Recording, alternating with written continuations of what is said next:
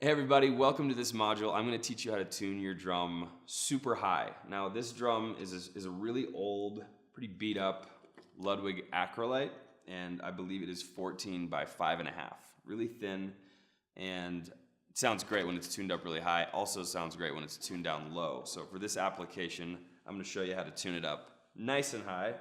The frequencies we're going to use on this will be 380 on the bottom and 315 on the top, so really high. If you remember, the deep drum that we tuned was 170, so we are just cranking this thing like crazy. That's how it sounds right now, like a cardboard box.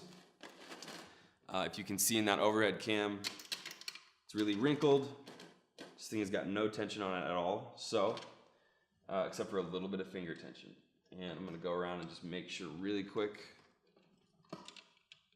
that it's nice and tight. And here we go. I'm going to use the star pattern and crank this thing up.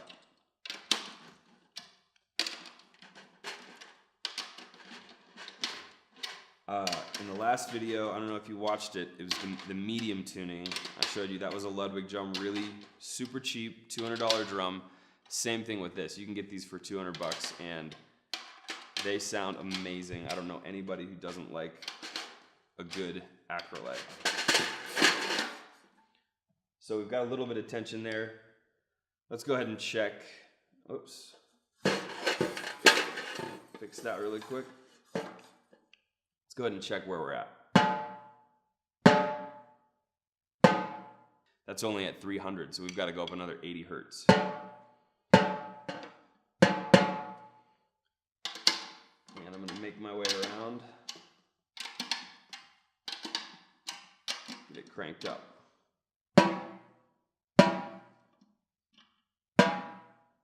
330, 317, 337.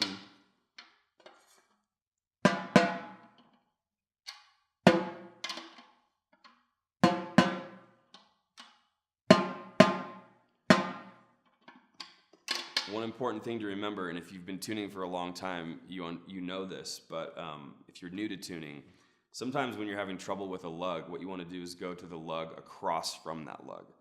And that's the confusing thing about drums. Every lug affects the other lugs. So it's not always just crank on the one that you're having problems with. It's important to really be jumping around the head, seeing what's going on with the different tensions. All right, we're up to 365 there, 370, 375. Having some problems with that guy. If you notice there, this guy was low and this guy was low.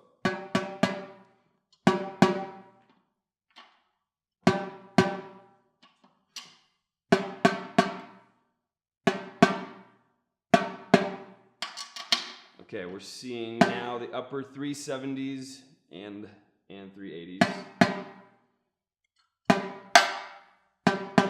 So I'm going to call that good. We could spend a lot of time getting those to be exactly 380, but usually if you're within about 5 hertz, it's going to be negligible to your ear. You're not really going to notice it, and there's going to be even tension around the drum.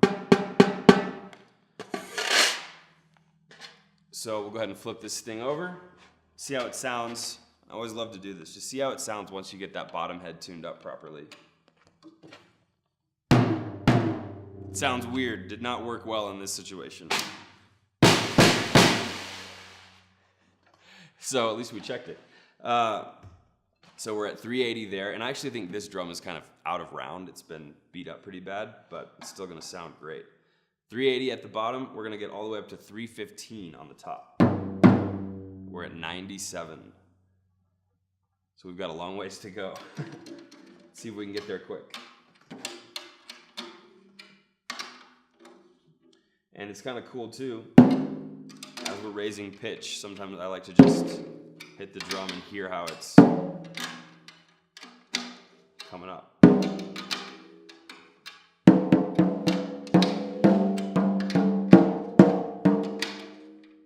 Let's see where we're at here. Whoops. 206, 226, 206.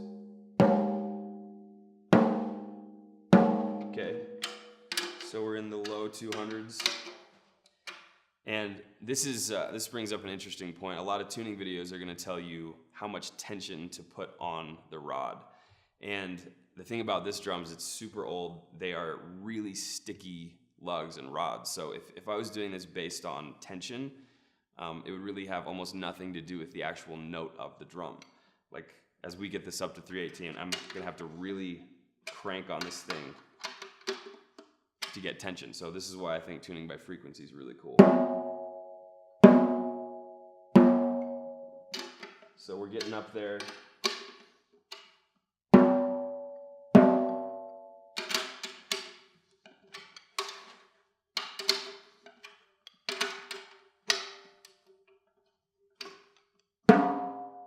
$286, $269.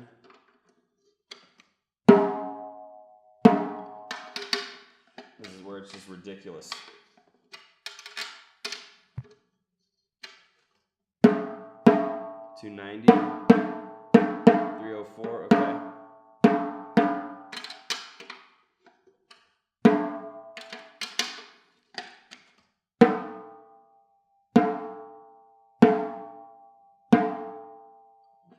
We're almost there.